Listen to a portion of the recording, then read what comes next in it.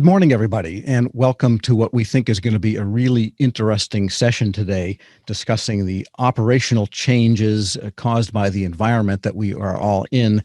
We're going to be looking at it from the point of view of contracting officers, people that operate programs, and also the vendors and the supply chain. So all of the people involved in getting stuff to the government on behalf of the American people. I'm Tom Temin, host of the Federal Drive daily on Federal News Network, 1500 AM. And through the magic of recording, my voice is on the air at 1500 right now. At the same time, I'm speaking with you on behalf of the George Mason University Center for Government Contracting, School of Business, Center for Government Contracting in the School of Business. So it's good to be with you. We have three really great panelists, and I can tell you that from personal experience. And I'll just tell you who they are, and you'll see them and hear from them shortly. First, we have Melissa Martin. She is director of the Virtual Acquisition Office. And I have to confess, before getting onto the preliminary call to plan for this session, I wasn't aware of the scope and activities of the Virtual Acquisition Office. So just in case somebody here is not, we'll hear about what that is from Melissa. And then we will also hear from Jim Schirmer. He is Deputy Program Officer for Ground Combat Vehicles for the Army. He is also a long-term Army veteran, and so has operated in some of the things that he oversees the construction of. Very interesting program office. He'll tell you more about what goes on there as we get through the program. And then third, we have Sandra Hinzman. She's Senior Vice President for Contracts and Property at SAIC, one of the major contractors to civilian and military side of the government.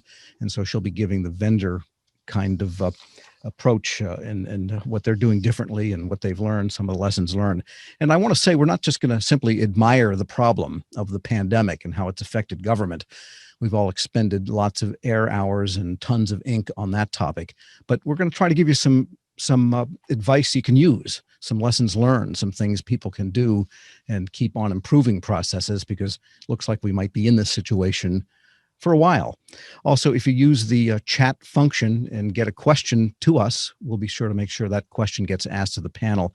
I can go for hours with the questions we have, but we want to hear what some of your concerns are too. Before we get started, we're going to take just a quick poll question, and I'll ask Charlie to launch that one.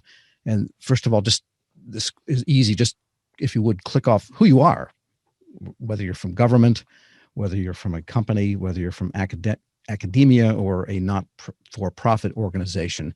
And if your company's losing money, you still have to put down company. That doesn't make you a not-for-profit.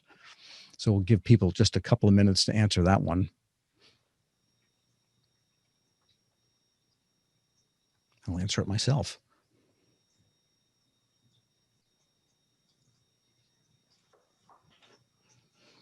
And Charlie, we getting some answers coming in? Maybe we can post a few and see how that's building up.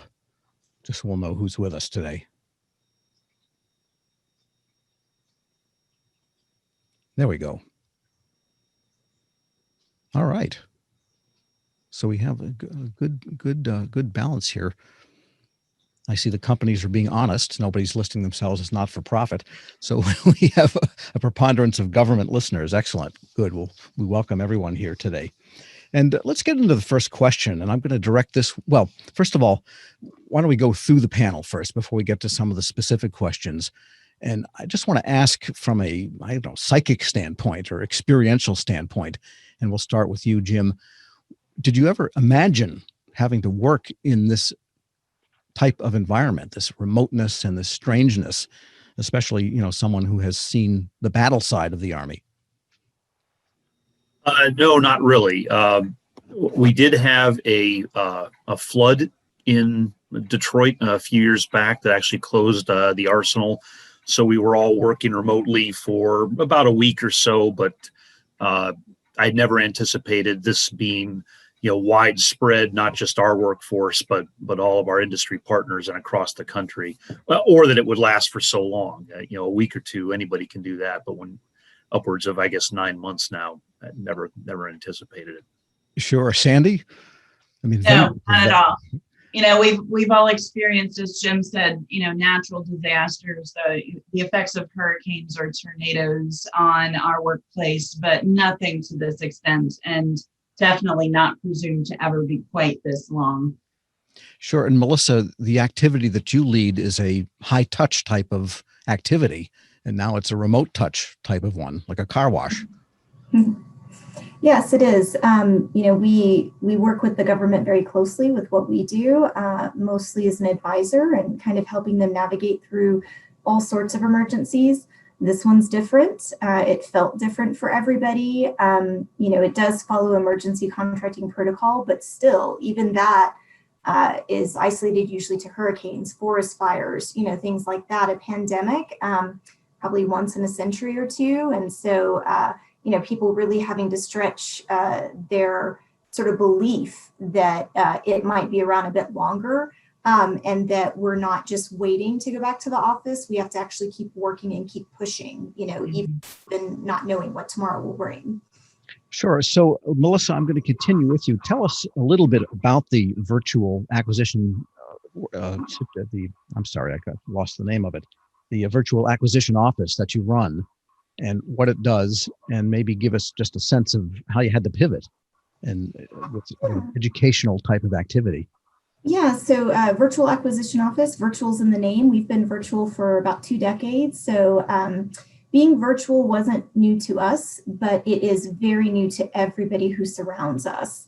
And so, what we really seek to do is to keep people kind of informed of trends and regulation changes and what is this thing called OTAs when that was new, and what is category management and how's that going to work? And we kind of really want to be at the forefront of everything going on in the government, so that we can help contracting officers, corps, program managers navigate what is kind of a very dense body of regulatory guidance. And so when COVID sort of came onto the scene, they were ready to deal with hurricanes. They're ready to deal with forest fires. We're ready to deal with that. Dealing with a mass sort of exodus of everybody leaving the buildings and working at home, there's a lot to think through there logistically, trying to get people remote access, trying to onboard new people. So we kind of helped them through that by just kind of sharing with them all the ways we make it work virtually with a team, video conferences, having chat systems on your computer, all those little things that keep you connected and collaborating. Not new for us, but very new for a great deal of the federal government. Yeah, because a lot of your training was in person, even though the organization is virtual, because it's mostly retirees, right, that are conducting this type of training and advisory. Yeah, I mean, it's, we've, most of the people that work for the Virtual Acquisition Office, they've had a long career in the federal government, HCAs and SPEs and those sorts of types and, career 1102s, but they did kind of grow up in a brick and mortar environment, where they went to classrooms and they did exercises. And, I did some work for many years at DAU, and they were a half and half brick and mortar, half online. But the volume of the people that still need the training is the same, but getting, all of that postured online is a big deal because you have to have the right sort of equipment. You have to have the right sort of technology. And then, the agencies have to adopt it. So those are the things that, we see federal agencies needing kind of guidance and help as they're figuring out what's the right tech for us. And early on, did you find that the agencies that you were going to work with, did they have that technology in place? And has it improved since the early days of the pandemic, 5 years ago in March? Yeah, some had it in place, but they were underutilizing it, because it was easier to be in a classroom, brick and mortar. It was easier to be in a conference room. Others, it was new for them. The idea of all these different sort of conference sharing modalities was new for them. And then even just figuring out how to keep people engaged and focused, how to keep people working when they have a sort of a variety of distractions at home. Children, other spouses, sharing the internet with more people than they've ever shared it with before. So all those sorts of things, and then it got a little bit better. And then fourth quarter descended upon them. And so then it got a little bumpy again. And I think it's getting better every day for them. Yeah, I think one of the great untold stories of all this, or maybe not thoroughly told, is how well the internet has actually held up, because there's some traffic spikes that were pretty amazing. But I Mhm. talked to some FCC people that monitored this, and actually the load writ large was very handleable, if you can use that word, by the internet as it's constituted now. So that's one of the great stories. Jim, I want to pivot over to you. First of all, tell us about Army Ground Combat Systems. You're near TACOM, but you're not TACOM. Maybe that's a little bit better known one, but what happens there? It's not your typical contracting office where you're buying ideas and software. No, so we PEO Ground Combat Systems has about 1,400 government and contract employees, and then we're managing 9 product lines, combat vehicles ranging from Abrams tank to the Bradley fighting vehicle, M88 Strikers, a number of others, and we also have a foreign military sales operation with customers all over the world: Egypt, Australia, Iraq. Algeria, well, not Algeria, sorry, Morocco.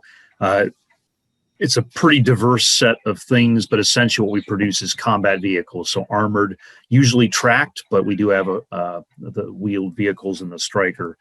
So a lot of manufacturing, and most of our work is divided between 2 major OEMs, BAE Systems and General Dynamics Land Systems. We have major production contracts with them, and then we have development projects in the works. Some of those are competitive and involve more than just those 2 big primes, developing either everything from completely new combat vehicles like the optionally manned fighting vehicle. We're going to release a request for proposal here, hopefully in the next 10 days, to upgrades to hardware, software, and electronics for vehicles that have been in our inventory for 30 or 40 years. Yeah, so that really spans the range of activities from engineering all the way through maintenance and plus the assembly and manufacturing and all of the JIT type of activities, correct? Yes. And those 2 factories that you mentioned are a little bit different in that they are government owned, but not necessarily government manned, correct? Correct. So the tank plant, as we refer to it, is the Joint Manufacturing Center in Lima, Ohio. General Dynamics operates that for us, but it is a government-owned installation. We've been building tanks there since World War II.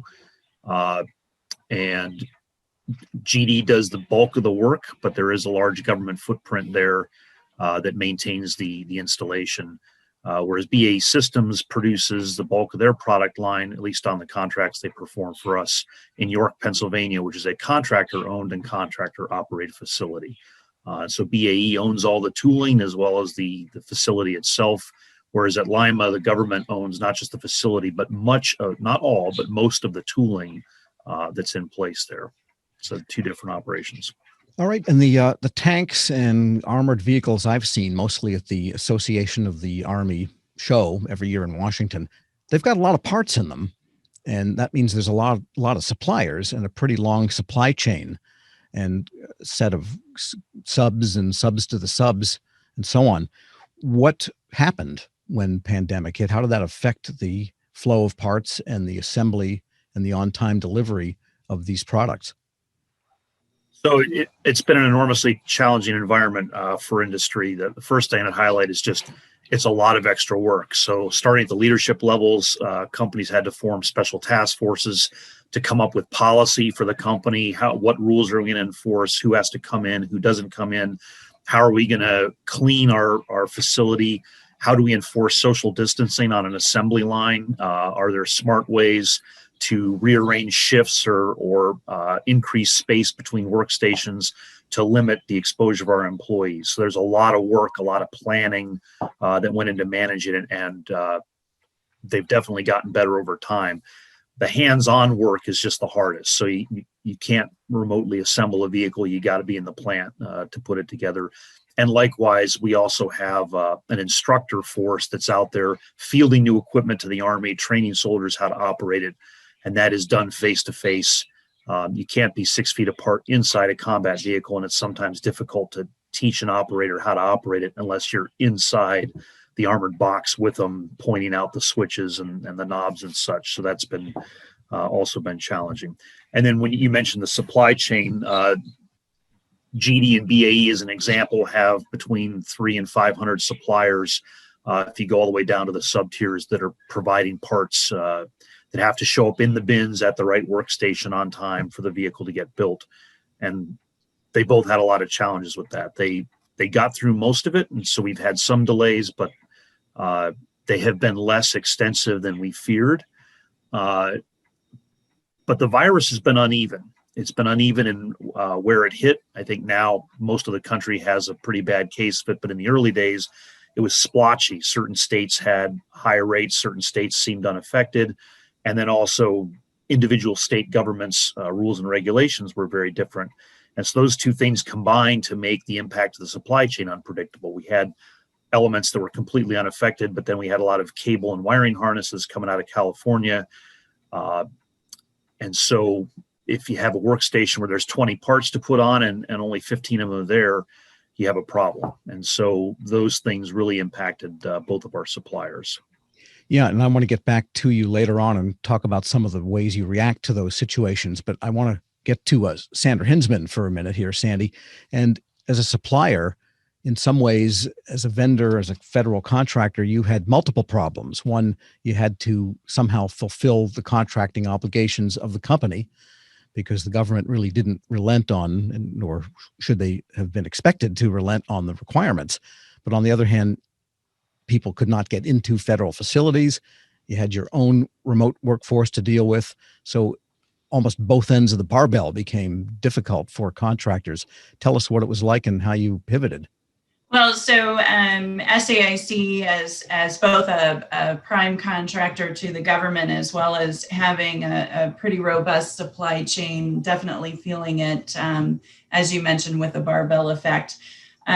First and foremost, the communication with the customers, making sure that we were keeping an open line, understanding what the needs were at their facilities, if there were closures, if there were cases that were noted, also ensuring we were sharing with them what we were experiencing in our own company and our own workforce, while at the same time trying to communicate down rapidly with our supply chain to make sure that we understood all of the impacts that were occurring to the program, either with deliveries, as Jim mentioned, parts deliveries, or services themselves, figuring out which contracts could be worked remote, which ones the customers were willing to consider a remote workforce versus those that required you to be on site, either working in secure facilities or other situations. Some customers moving towards what we would call a blue gold situation, where one team's on one week and the next team's on the other, so that they could continue to have the decreased footprint to satisfy the needs of the CDC and appropriate distancing when they're working in there. So a lot of things going on, but it all boiled down to communication, not just with our customers, but with industry as well. My peers in industry talking through what they were hearing, what they were experiencing, talking to our supply chain, just nonstop communication. Yeah, and here's a really small, detailed question, but I ask it because it's one I have run into, and I'll ask everybody. And that is, we call, in the production of my show every day, my producers call a lot of federal agencies, mostly email, but sometimes you want to talk to somebody. And, the public affairs officers we've known for a long time, we've got their cell phone numbers, they have ours. That's not always the case. And so when I dial a number in one of the federal offices, for example, I wonder, will there be anyone to answer it? Or if you go to a person's direct extension, will they answer it? I know the phone systems we have here, I have it programmed to ring over to my cell phone, probably stupidly because it's going all weekend. But are you able to reach people on the telephone in the government, given that a lot of the switchboards are not staffed right now? Right. So, the predominance, yes. Early on, it was, not everyone was in the remote situation. So starting early, and for the most part, let's just be honest, a lot of people prefer to communicate over email versus the phone anyway these days, or to have text. So We did have the ability to pick up the phone, but a lot of information was coming through in various other methodologies as well. And also as you and Melissa were talking about with the load bearing, having customers that early on in the March timeframe actually asked their not only just their direct agency employees, but their contracting community as well. We're going to work from home this Friday. We're going to load the system and see what we can take and what we need to do to make any changes. And so that helped too, to continue with the ability to email back and forth and operate that way. But, telecommunications in general, some of those have gone by the wayside, but, there's always Zoom, right? Like we're on today. So. Yeah, that's the stock we all wish we'd bought. We could have anticipated this. I'd never heard of it till the pandemic came out, Zoom. And so by then it was too late. One thing you don't want to do is chase them. And Melissa, what about the communication issue for you among your own members of the virtual acquisition school, but also reaching the people that you were working with in the federal agencies? Yeah, I mean, I might echo what Sandra said, and that is a lot of people do prefer email, and even to the extent of they don't even have a phone number in their signature line these days because they don't sit at a phone or something like that. But one of the things that the government has been doing for a while is letting people telework a day a week, a certain day every week, those sorts of things, and so. What we really kind of observed is that it was more about socializing. What does it mean for everybody to telework at the same time? Do you have the right equipment? Do you have the right remote logins through a Citrix or some kind of VPN system? And if not, is the agency going to get that for you? Having those protocols in place, you see them in places that are used to reacting to natural disasters because they have to get up and go. But you don't see it as prevalent in a place like, the DMV area. So, our team, we over communicate in order to create relationships and to strengthen those relationships. We even try to really be the first person who's on camera when everybody else is a bit sheepish. Everybody else is not quite camera ready. I even heard somebody say once, I don't have my eyebrows on. It's that sort of, fun sort of relationship building that is what's helping them get through because they don't feel so alone when they're home all day. Some people do great by themselves. Some people need other people. And so, having this sort of ability to let people see each other has been really important in a lot of spaces that we've seen. Sure. And, I hate when I leave mine home, it's just terrible. Calls. Jim, you've got a combination of contractors, of civilian employees, I imagine some uniformed employees, also very, different sets of people. How did the communication webs work? And, if a clip was missing or a certain type of bolt was missing, did you ever feel like, or do you ever feel like you personally can call the contractor and said, I don't care what you do, we need those bolts. We need 300 of them by Tuesday. Well, there's a lot to unpack in the communication question because that's really been kind of the central challenge for us during COVID. In the beginning, a lot of folks would forward their phone from their desk to their cell phone or their home phone, usually cell phone. And that worked great when only 5 or 10% of the people in the office were gone on any given day. But apparently it ties up a phone line and our phone system couldn't handle it. So after the first couple of days, we had to tell everybody to stop, unforward your office phone. Not all of our employees have government issued cell phones. In fact, the Army just went through a crackdown last fall, and we cut back on the number of cell phones that we issued to our employees, which is unfortunate given what ended up happening in March. So that was an early challenge. Microsoft Teams kind of saved the day. Thank goodness that contract was in place. I think my organization is doing probably 85% of our meetings over Microsoft Teams now.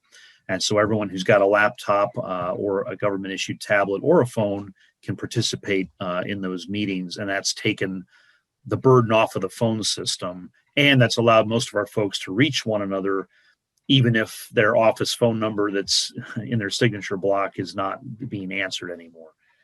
So that's one thing. We do still have some challenges, like, for example, Zoom. Our folks have told us we're not allowed to install it on government computers.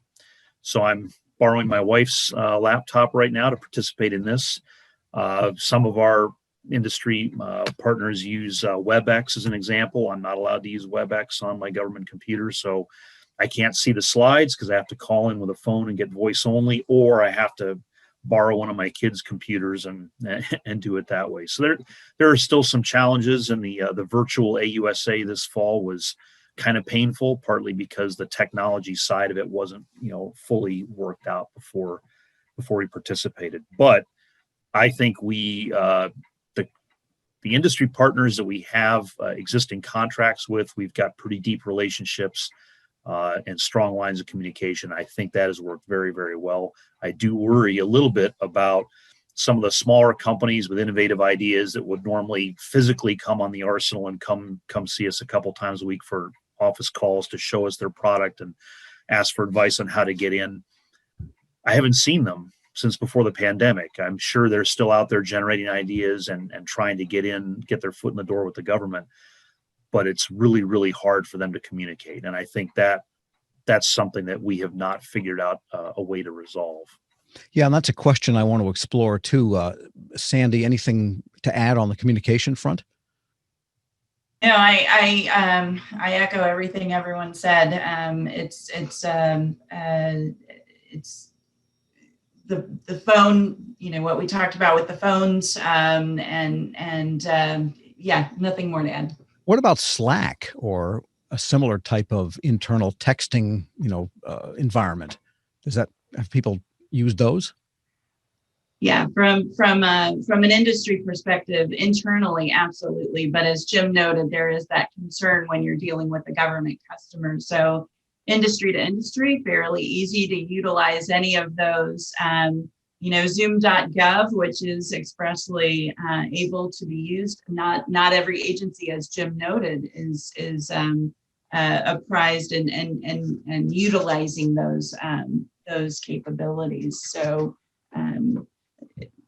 back to the telephone, right? The teleconferences or dialing in without having your face being seen, which some days feels really good to go back to a traditional teleconference. Yeah, it's almost like being in the Office show, that's been off the air for 20 years. Right. Very similar feeling in some cases.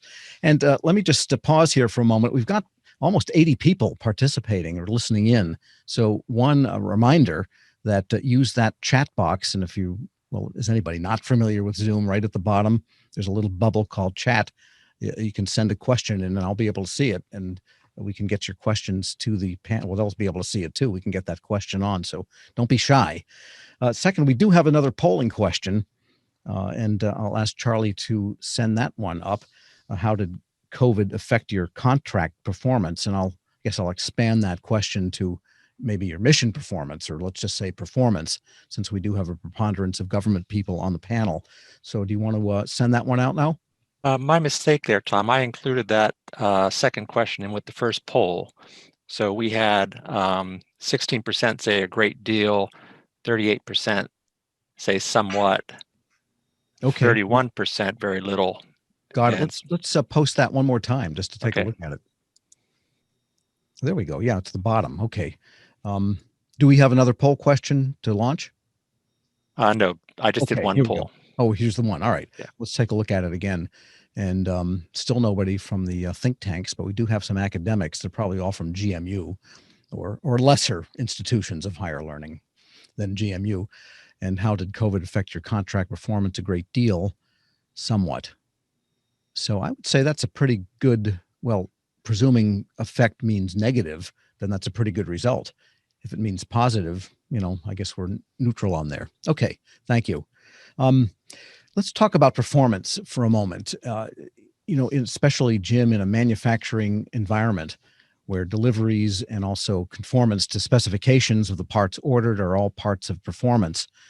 Did you have the issue, and if so, how did you handle it, of some problems were not related perhaps to pandemic and the COVID related issues, and vendors might maybe try to hide behind that a little bit.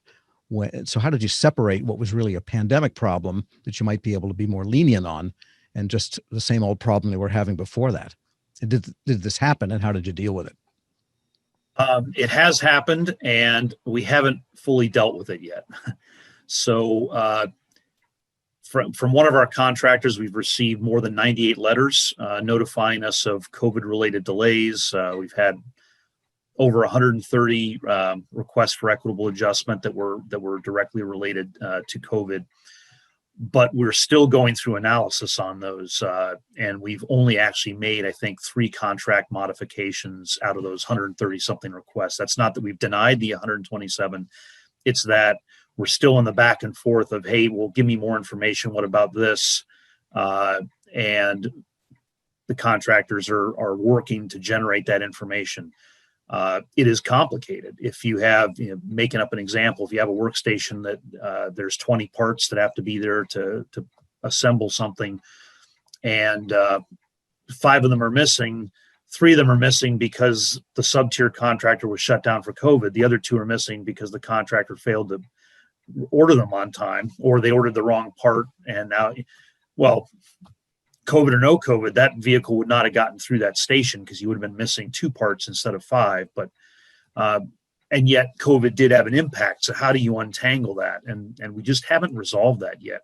Additionally, the CARES Act gives us the ability to pay for some of those allowable adjustments, but there's no appropriation to go with it yet. So it again, make up an example, but if we had a 50% increase in cost as a result of COVID, and it's definitely not that high, and made that up, we would have to buy half as many tanks in order to pay those adjustments, because we only have the dollars that we were already appropriated. We don't have anything extra to use.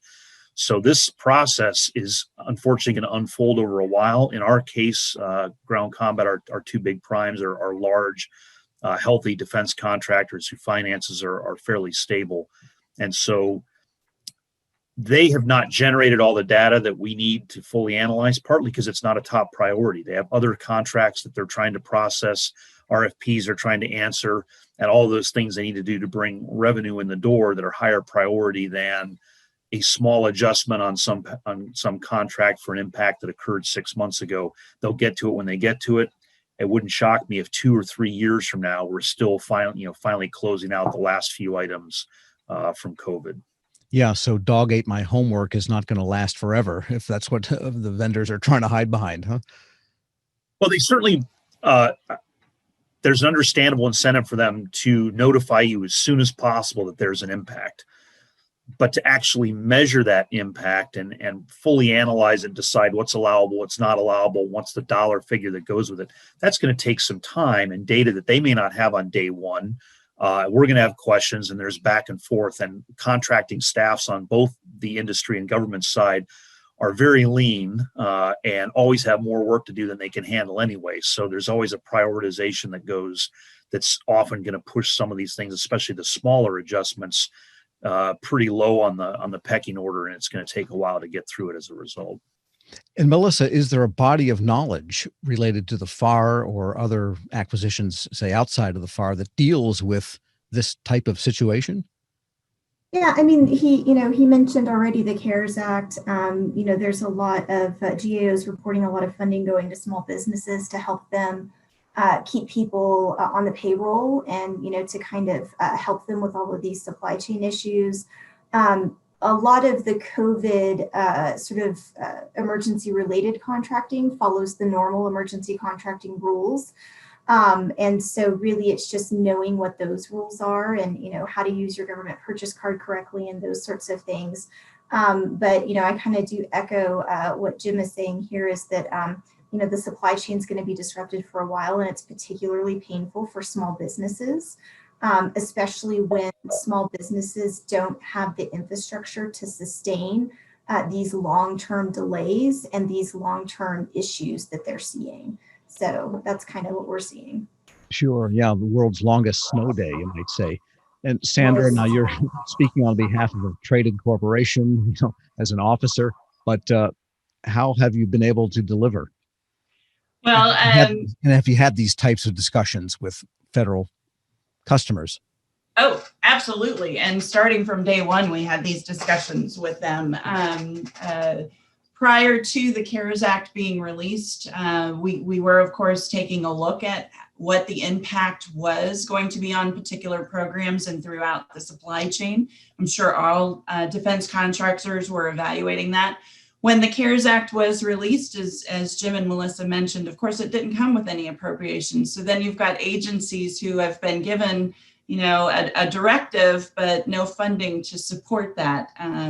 So it's created some confusion early on. I would suggest on both the contractor and the government side on what that really meant. And as relates to any contract change, as noted in the FAR, we and I'm sure most of industry did, set up different charge numbers to be able to track what that financial impact was on particular programs, to be able to have those compartmentalized for future audit, to make sure that we were being very open with the customer on what those costs were going to be while we were discussing how those might be reimbursed, whether reimbursed through an ECP or reimbursed through other ways. And when I mean other ways, there were some contracts that, based on different work structures, team members were still able to get their hours in and perform what was necessary on the program to keep it going.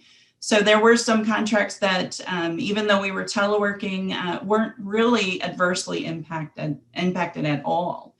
But as Jim mentioned, it's really hard to carve out the difference between a performance issue that's inherent on a program versus what was really COVID-19 related. And as a prime contractor, that's part of what you have to evaluate with your supply chain as well when they're providing their support.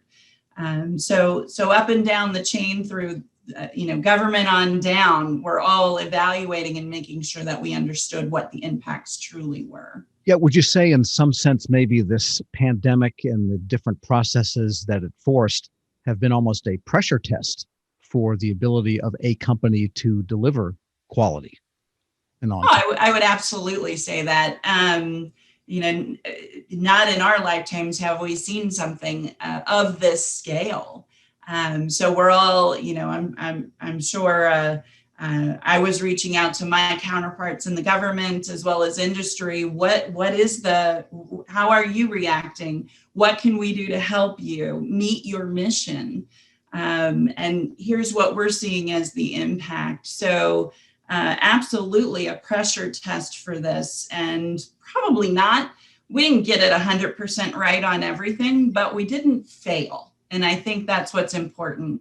We had the ability within the acquisition framework to be able to have that flexibility necessary to continue to make sure that we were keeping the performance standards high and meeting the missions and making sure that warfighter was outfitted as necessary. And something you said led me to another question here, and I want to start with you, Sandy, but I want to ask everyone this question, and that is, within industry, how much crosstalk was there about how to respond, how can we improve, without obviously giving away bid secrets and so on, but was there any industry crosstalk? And if so, did it take place only within the associations, like the Professional Services Council, or did it take place in some case CEO to CEO or contracts manager to contracts manager? It was up and down your leadership chain. So associations were hugely important in this process to be able to bring what we as industry were experiencing up to the Hill so Congress could take a look at it. The CEOs were directly involved in conversations on the Hill through our general government affairs offices. Outside, so industry across every level, talking even outside of those associations, me calling my counterparts, them calling me, but also for every time that we're a prime on something, a company can also be a subcontractor. And so evaluating what your prime was sending down, hey, that's a really great template. We probably should look at using this type of language or verbiage, and sharing that with our supply chain as well when they were calling, hey, how do we handle certain things? So absolutely reaching across lines to make sure that we were communicating.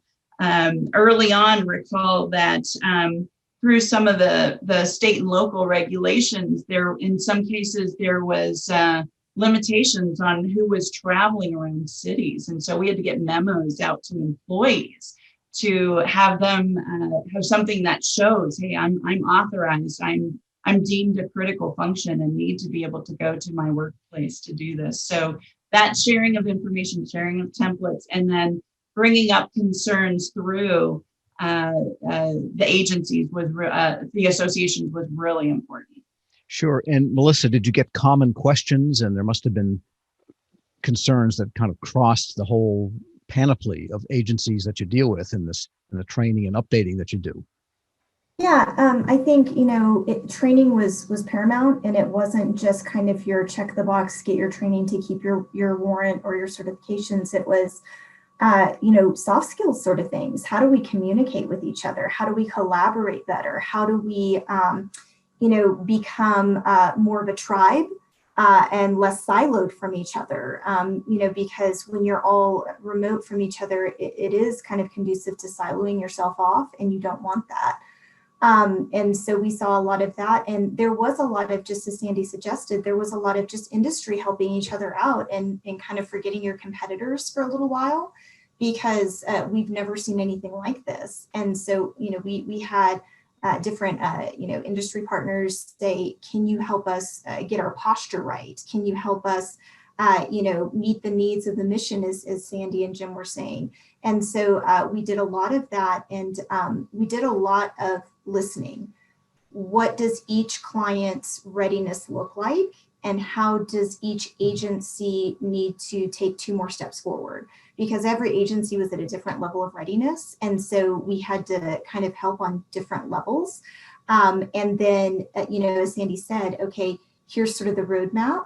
Here's, for this agency, how are you going to get to this level of readiness? So that, because for a while, I think people thought it was temporary. I think by about July, people started realizing this may be going on for a while. And you see big titans like Google saying, we're not bringing people back till July of 2021, and so, how does the government think about that long-term sort of eventuality that they're going to be remote for yet another 6 to 9 months? So that's a lot of what we saw. And Jim, did you get into contact with other similar types of operations in the government, say one of the Navy shipyards where there's construction and maintenance going on, or Waterfleet Arsenal in upstate New York, places like that? So I guess there are kind of maybe 3 types of organizations that I dealt with a lot. First of all, Detroit Arsenal, where most of my footprint sits. There are, I think, 6 other organizations that cohabitate on that arsenal. Nobody's really in charge.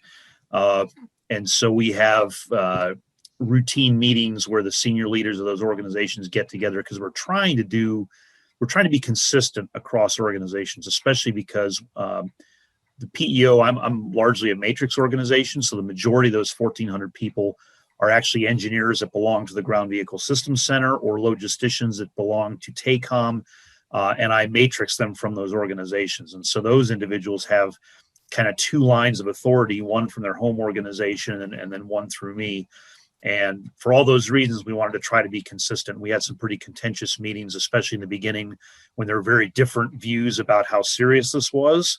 And also, I think there were a lot of folks who had what I would call old-fashioned views about, well, we can't trust people. And if I can't see my employees, they're not actually working. I think when we were all forced to go remote, the overwhelming majority realized this can work. And again, I'm talking about people who are not welding, right? These are office workers that are managing spreadsheets and building PowerPoint and writing contracts. That has actually been pretty effective. And I think that's been eye-opening for a lot of supervisors who would not have trusted their workforce to work remotely before. that's now led to a series of conversations about, well, what does life after COVID look like? This was a little more, a more intense conversation in the spring when I think we all probably naively believe we might be done with this by the fall or Christmas. Now we all realize spring or summer of next year is probably looking more likely. And we haven't really answered those questions yet. And so I've been reaching out again to the other people on Detroit's Arsenal, other PEOs and other installations, but then also to my industry counterparts and BAE and GD. Their vice presidents shared with me their back to work plans again back in May, and we thought back to work was on the way. And we looked at those to try to glean ideas on how we might, we're not going to go back to 100% back in the office. It will not look like January of 2020 whenever this lifts. But we don't know what it's going to look like yet. We haven't quite figured that out. And so that's an ongoing conversation. Yeah, and here's a detailed follow-up, and I want to ask everyone this. What about some new processes that might be permanent, even when people are back to work? For example, the reissuance of CAC cards. I know a couple of people that have said, now, how am I going to do that? Because I can't go in, and that requires an in-person enrollment. Or the need for so-called wet signatures, someone signing a pen on a piece of paper. How have some of those processes pivoted? Jim, we'll start with you again. So on CAC cards, we haven't found a way around that yet. So we are bringing people in to get their CAC cards renewed. That's been a challenge. In the beginning, everything was shut down, so folks couldn't get their CAC cards renewed. Granted some extensions, but now we kind of got that up and running. Distancing people and staggering appointments and all those sorts of things. So we're still doing that, and I kind of don't think that's going to go away because that seems like it has worked. And then with respect to wet signatures, I'm hoping the pandemic finally killed the wet signature. We've been telling ourselves that we were going to transition to all electronic signatures, and we were probably 75% of the way, but there were still a handful of documents where everyone was insisting on wet. And I think that's we've broken the back of the resistance. Thanks to the pandemic. And Sandy? Yeah. So other agencies are doing remote CAC cards, secure file transfer protocols, and the ability to verify and validate employees being who they truly are when they need to either re-up a CAC card or get one issued. But as Jim mentioned, there are still some situations where it requires employees to go in and get them issued. And that's actually more complicated now because you do have to worry about the social distancing and how many people in an office space at any given time. But relative to the wet signatures, Jim, I couldn't get more on board with you on that if I tried. We were successful. We had a couple of legal issues that came up with acquiring another company and the novation process that goes on with that. So ensuring that we were able to do all of that, including even company seals as electronic to meet the requirements of the FAR was what I thought was a really great way to move forward. And I do hope that it's here to stay. It saved a lot of time, and we already were challenging the U.S. Postal Service and other methodologies in getting things sent around. So just the time it would have taken to transfer wet signatures from one person to another, we save all of that and all of the time and energy and expense that goes along with that by going digital. Sure. Completely. And let me just move to Melissa. Anything in the FAR that had to be dug out for these types of processes, or do you think maybe perhaps there'll be some additions now because of? Yeah, I think it's not new to allow wet signatures, but it, as Sandy and Jim suggested, it depends on the situation. It depends on the importance of the signature. But there's so much software and tech and AI out there that can help people do these things digitally now, and they are really secure. I might even argue they might be more secure than a Holy Joe that you're walking from office to office with, that sits on somebody's desk, or I think even when I was a rowdy teenager, I might have tried to forge my parents' signature once or twice. So I think that sort of the digital security has gotten incredibly tight, and there's so much software out there to help people do these things digitally. I kind of echo Jim. I think we will never see a return to sort of the paradigm we were in prior to COVID. I think people, a lot of agencies are redirecting funding to things like laptops. Instead of making people work at a computer station, the laptop is portable between the office and home. It's configured properly. They've got CAC security. So I think that federal agencies will start embracing the portability of people's work. And, it doesn't mean people shouldn't come into the office for certain things or can't. But the portability, I think, is here to stay.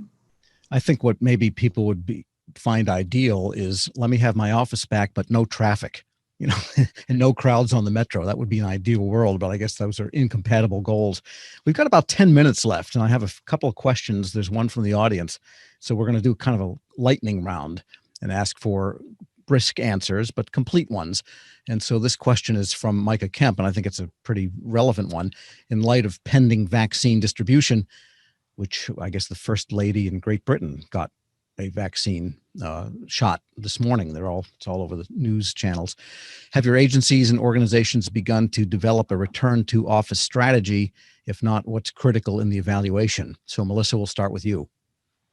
Yeah, a lot of agencies, even back in April and May, when they thought that this might end, started back to work protocols.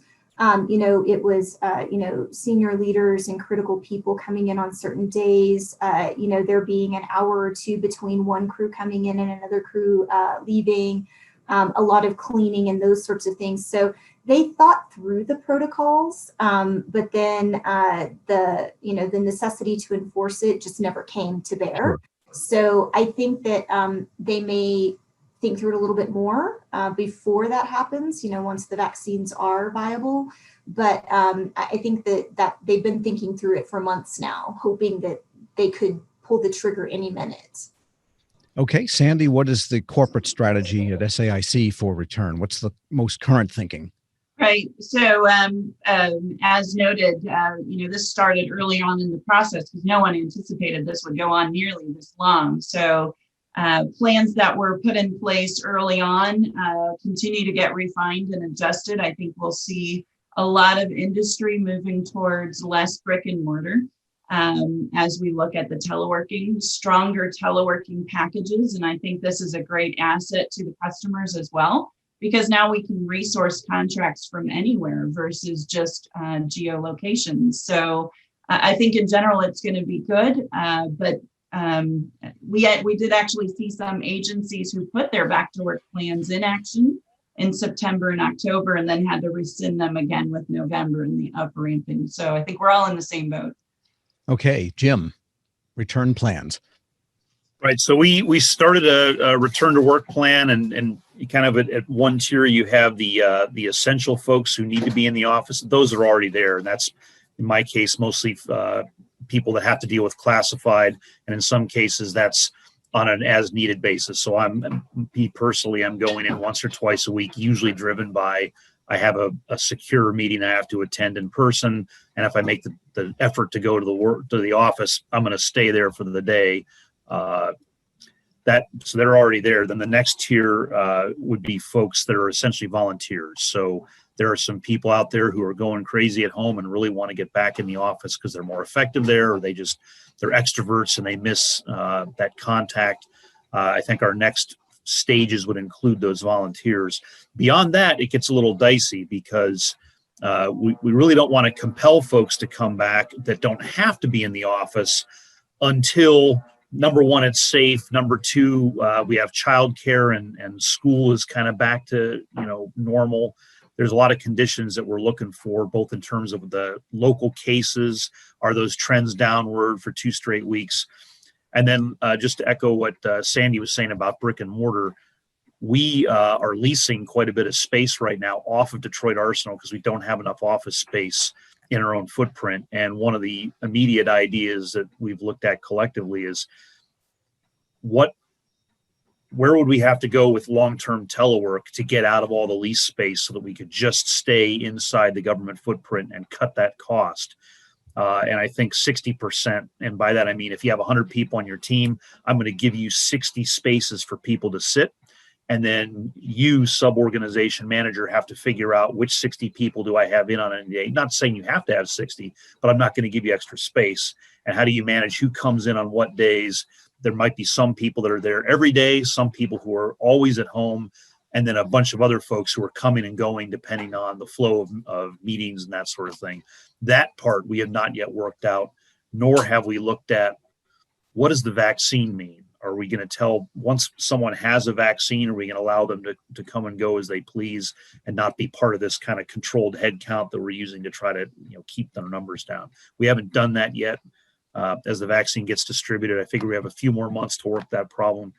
I never do anything till I have to. So we'll discuss that in the next couple of months. And I guess we should wait a couple of weeks to see if the elderly lady in Great Britain lives after having the very first shot, outside of a controlled test. So God willing, she will.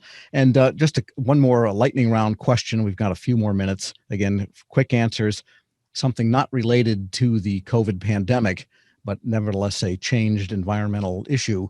Well, maybe it is related to the COVID in some strange way. Section 889, ban on the Chinese content in electronics in the supply chain. Jim, how's that affected your operation?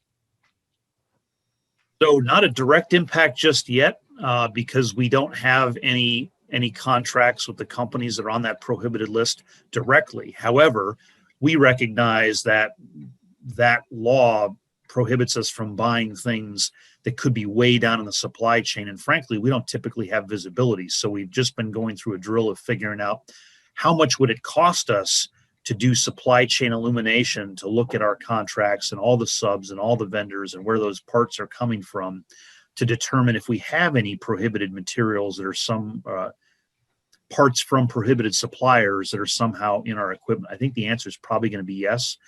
But it's going to cost us probably $2 or $3 million just to do the deep dive to find the answer to the question. And then we'll have to figure out, well, now what do we do about it? Because it's going to cost money to qualify second sources if we have, subcomponents that we're going to have to stop purchasing because of where they're coming from. And it's even more complicated than that, because now you have to sometimes get into ownership issues. What if there's a sub-tier supplier who is 30% owned by one of these prohibited companies? Is that a problem or not? We don't know the answers to those questions yet. So just starting to look at that. Sandy? Yeah, these are in the as representations that companies have to make. Companies are doing those evaluations, Jim. So I think that would come into great help when you're looking into this. As representations, we've got to make sure that we're working through our entirety of our supply chain, both for those that where we're providing the sources over to the customer, as well as part B, which is what we're using as an entity. So very important and critical. And Melissa, has that question come up to the virtual acquisition office? Oh, yes.